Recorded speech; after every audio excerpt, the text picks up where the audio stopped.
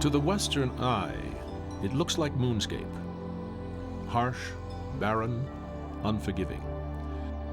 This is the Badia of the Middle East.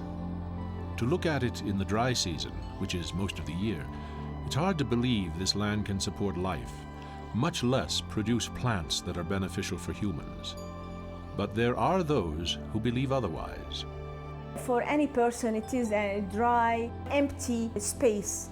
But for me, it is paradise. Jordanian botanist Dr. Sausan Oran is on a journey to catalog and preserve the wild plants of her homeland.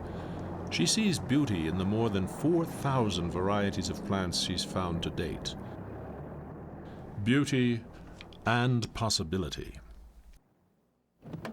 I noticed that 40% of those plants are medicinal. Knowing that our ancestors used those plants for treating medicine, this has encouraged us as scientists or as researchers to look for the specific active compounds. Every time I go to the field, I feel that I'm going to the field for the first time. Why? Because I'm hoping to find something new. Hoping to find medicinal plants with medicinal potential. While out in the field, Dr. Oran seeks out local people and traditional healers to find out how the various plants are used. This is Gesum. Do people in this area use this plant? Yes, they use it. They use it for stomach pain when you get a cold. Do they boil it and drink it? Yes, they boil it and drink it, and some people use it with tea. Which part do they use? All the plant or just the flowers? Just the flowers. The medicinal uses of these plants have been tested and refined over thousands of years. For example, these Mediterranean gourds, colocynth, or hansal in Arabic, were used by the Greeks and Romans. Today, pharmacological research is confirming their effectiveness in treating diabetes. Ancient Arabic texts are another important source of information for research on medicinal plants. Many Westerners don't realize that while Europe was in the Dark Ages, Arab physicians of the 8th to the 11th centuries were laying the foundation of the institutions and science of modern medicine.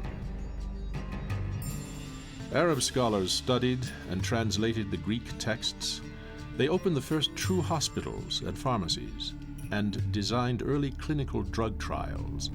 They understood the importance of diet and produced medical texts that were used until well into the 19th century. What contributions might they make in the 21st century? Dr. Oran and her colleagues believe important clues might lie in Arabic folk medicine, still practiced by the Bedouins, or Bedu, as they call themselves. Tribal nomads, the Bedu proudly trace their lineage back to Ishmael, son of Abraham. They are known for their distinctive tents, which squat low to the ground to withstand stiff desert winds. This is the Badia, a largely undeveloped desert, roughly the size of North Dakota. The Badia makes up 80% of Jordan and reaches into Syria, Iraq, and Saudi Arabia. To survive here, a plant needs deep roots and stamina. With an average annual rainfall of only 2 to 8 inches, seeds can lie dormant for months, even years, waiting for rain. When it comes, usually in the spring, there is an explosion of bloom and new growth.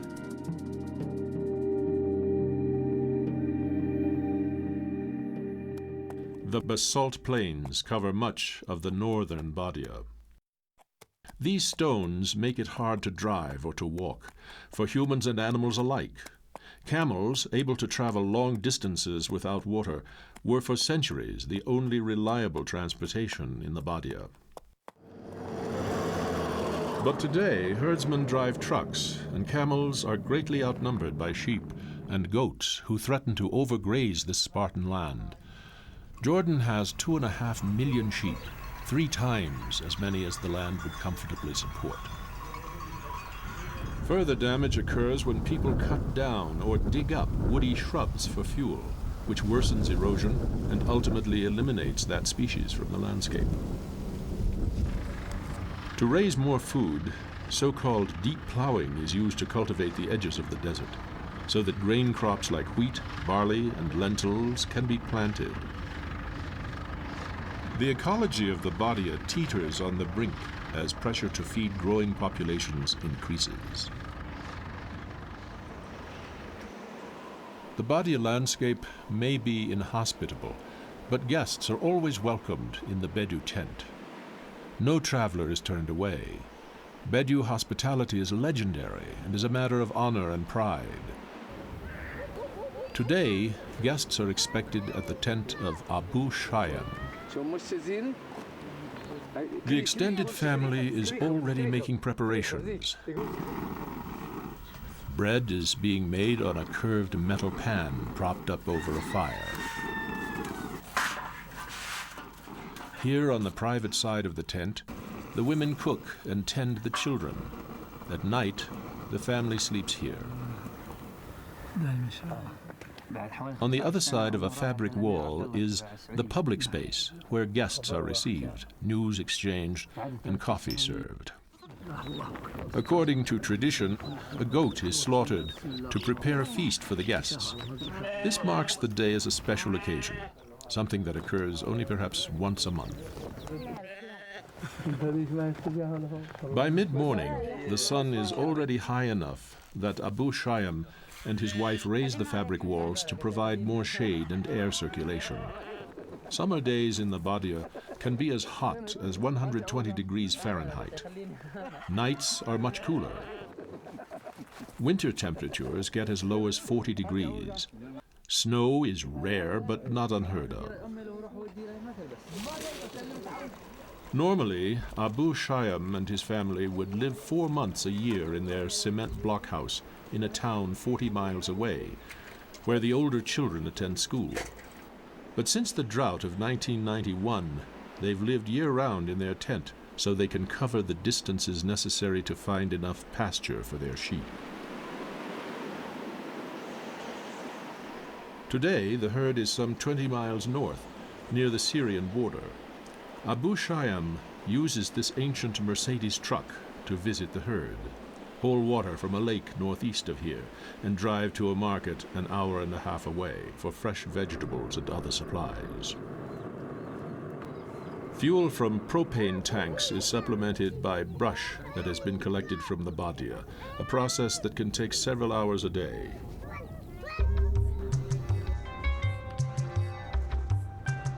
Bedu collect wild plants and use nearly 170 plant species to treat everything from colds and skin disorders to bites and stings. Today, Abu Shayam is going out to collect Artemisia herbs, alba or wormwood as it is commonly called in English. Abu Shayam knows its many uses. We use it when we get a bad cold and when we have a bad stomach ache.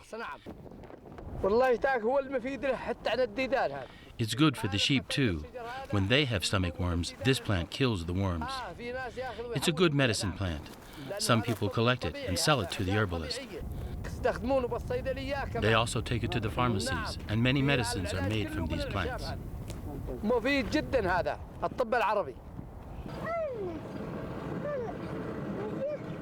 Back at the tent, the food is ready to be served.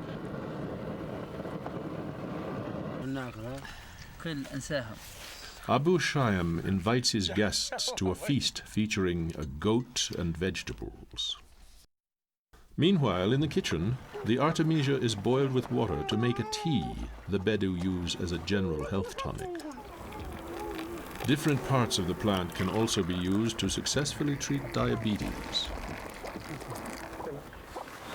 Just as they move their herds to take advantage of changing pasture conditions, the Bedu shift between folk medicine to modern medicine, depending on the circumstances and the nature of the problem.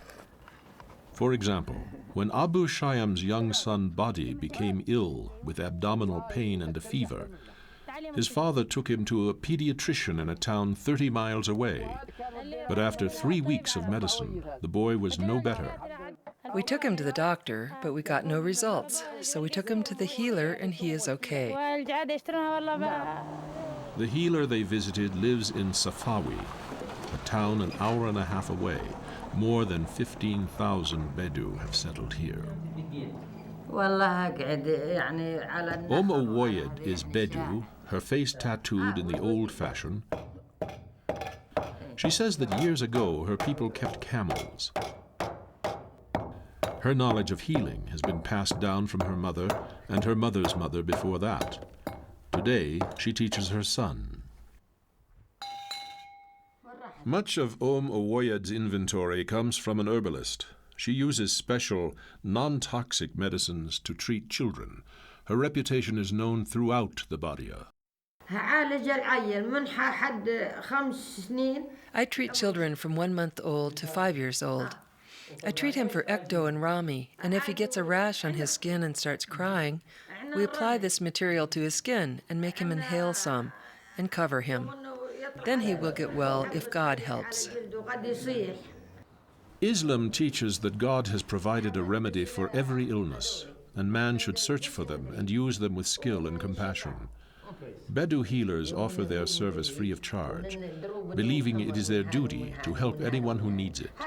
But most patients, like Abu Shayam and his son, return later with a gift for the healer if the cure is successful.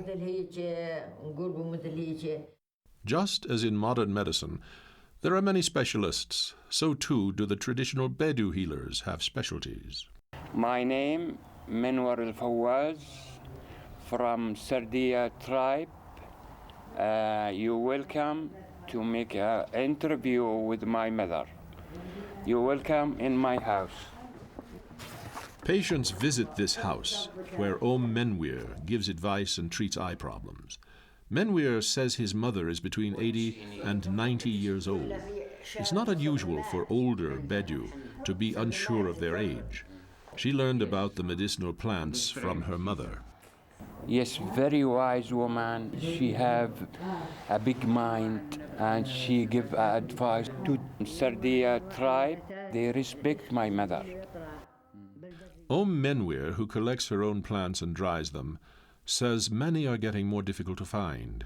She says that 10 species grown only in her area have already been wiped out.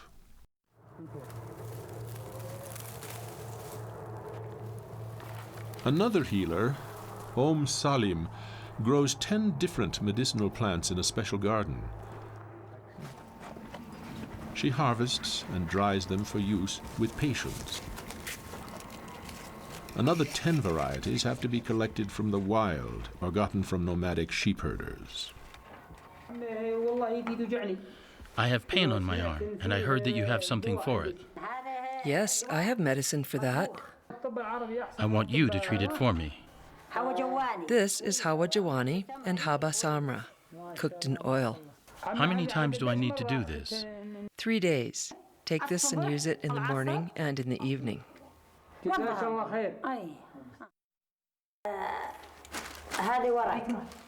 This is work. This is Etrofan. What is the Etrofan for? It is good for diabetes. This plant for kidneys. For the one that has kidney problem? Yes.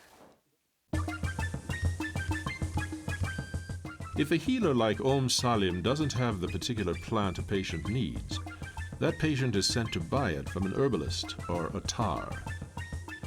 Abdel Nasser al-Khalidi is an attar in a town called Mafran. Al-Khalidi has been in the business 15 years and stocks material from more than 200 kinds of plants. Where do you get all these things? Most of it from Jordan, some from other countries, but the majority from the Jordanian desert. Do you go by yourself and collect them? There are some specialized people who go and collect these plants, and sometimes just regular individuals do. Some of these plants, you cannot find them easily. You find them only in areas where not many people go. In the urbanized areas, they have disappeared. The plants that Atars and healers rely on for their medicines, the plants Dr. Sausan Oran is studying, are increasingly threatened by environmental degradation.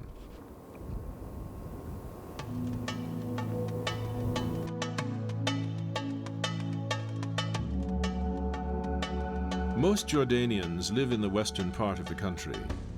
Amman, the capital city, is the largest, with a population of 2 million. Despite the ready availability of modern medicine, you can still find herbalist shops like this one downtown. Efforts are underway to preserve the body as native plants and unlock their secrets, mining age-old folk medicine with the tools of 21st century science. Knowing that our ancestors used those plants for treating medicine, this has encouraged us as scientists or as researchers to look for the specific active compounds. Here at the University of Jordan, Dr. Sausan Oran is part of a team of scientists working with native plants. The Jordan Badia Research and Development Program is backed by Jordan's Higher Council for Science and Technology. We don't work behind desks, we don't work behind fences. We're there with the people, for the people.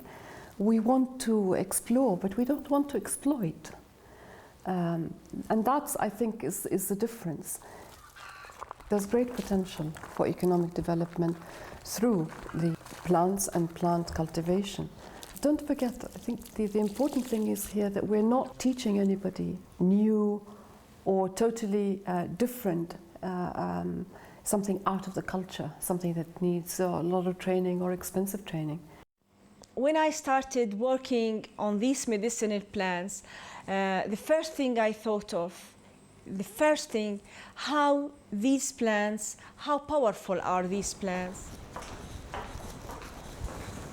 For more than 2 decades, Dr. Oran has been seeking out her country's native plants and bringing them back to her lab to be catalogued and studied.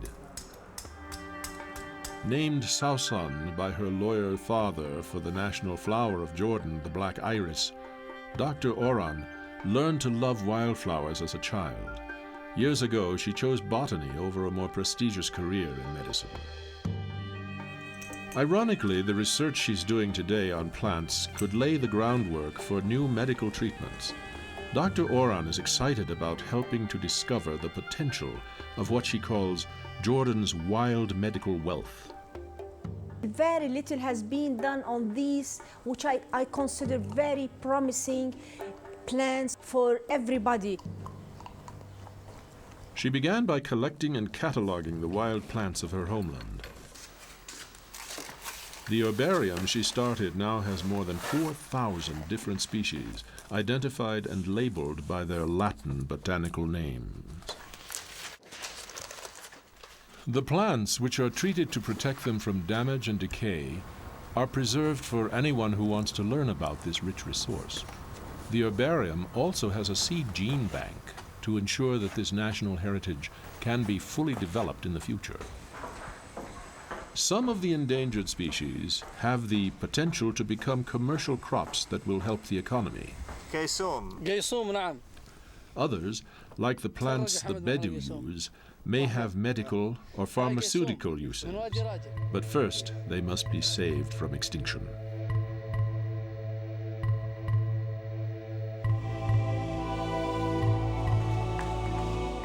In this sterile tissue culture room, Dr. Oran and her colleagues are finding ways to grow many new plants from tiny seeds, pieces of leaves, or simple root tissue. The plant matter is grown in a nutrient medium in petri dishes under laboratory conditions. When all goes well, a tissue mass called a callus develops. This is the product. When I get the callus, of course I feel happy, because when I treat it later with a combination of hormones, this will differentiate in a further stage into the different parts of the plants. This is a small fragment of a whole bulb from a plant called black iris. So from this fragment, I can get, as you see, 3 to 4 plantlets. Once the plants have reached a certain stage in the lab, they are ready to be acclimatized and planted outdoors.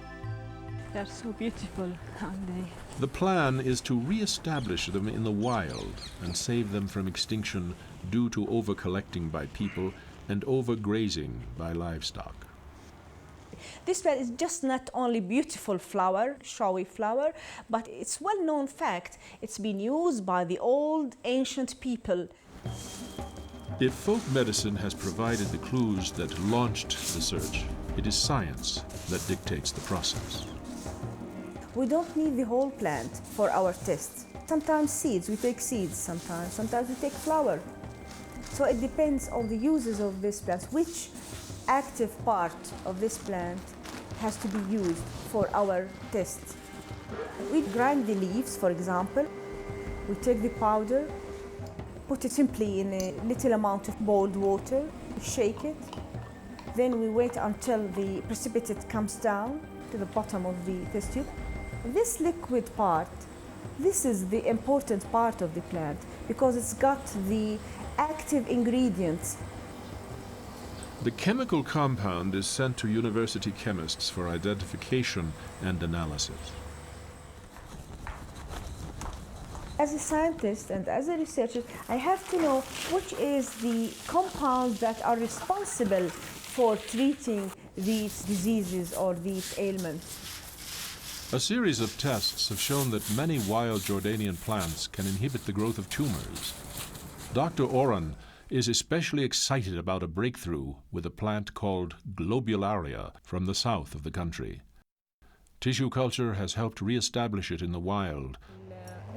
Even more exciting, results from tests done with globularia extract shows it inhibits tumors on potatoes 85% of the time. That anti-leukemic result is so strong that further trials are now being done with animals. Dr. Oran dreams of helping to cure leukemia in humans. If they manage to apply what we started and find it very much applicable and successful, I feel that I managed to achieve a victory. I think that this is the most important thing, the most achievable thing that have ever done in my life. And I'll feel great, really, I'll feel great.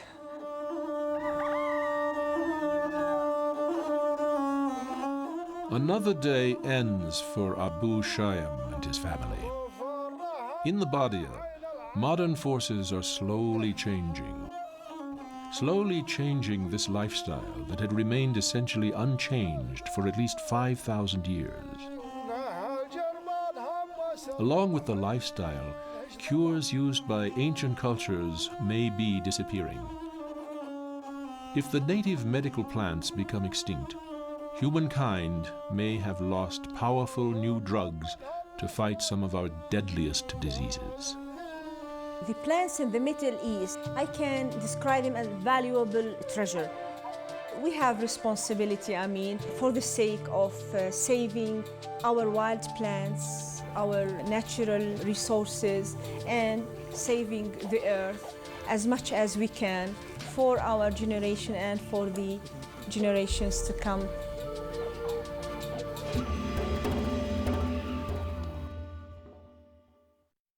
Next time on Ancient Roots, Modern Medicine.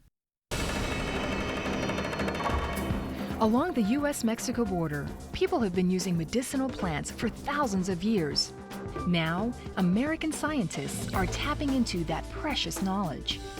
From an innovative program at New Mexico State University to cancer tests at cutting-edge research labs, young scientists are discovering the power of nature's wonders and perhaps the next breakthrough cure.